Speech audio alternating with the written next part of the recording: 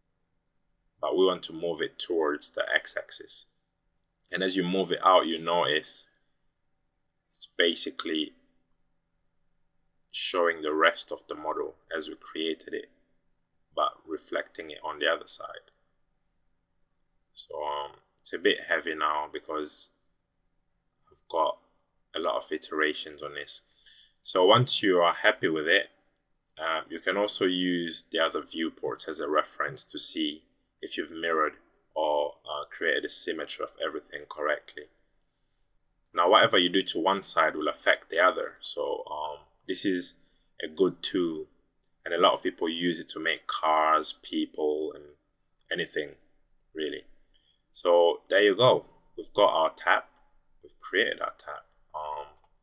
If you want to make this circular, you can do that, but I'll leave it as it is. Go ahead to your left viewport, maximize that. Now we're going to create the pipe that supplies the water. Go to Create tab again.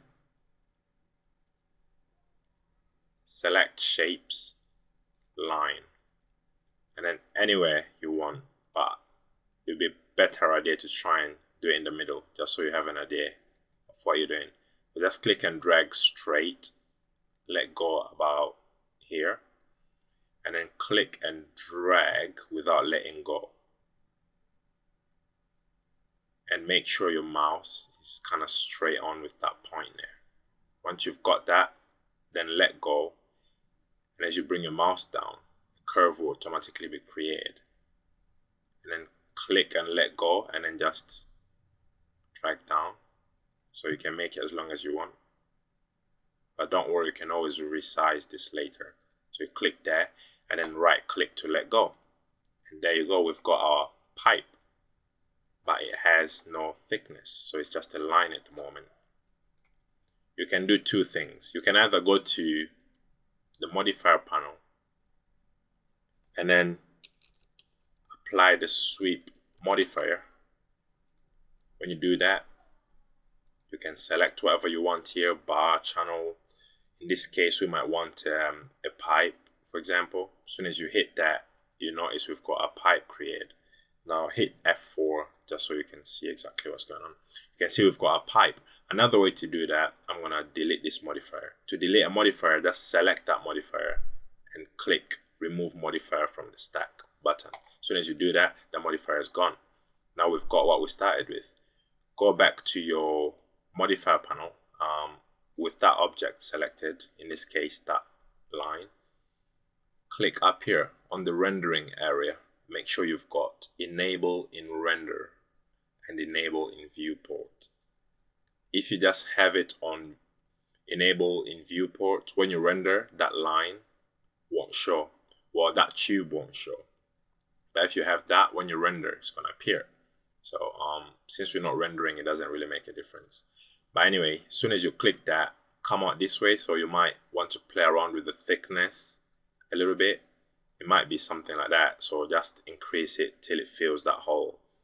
And then if you didn't get it straight the first time round, you can just get your select and move tool and then move it about. Control Z, undo. And there you go. We've got our pipe created, which is very beautiful, considering the fact that we just used the box to create all this.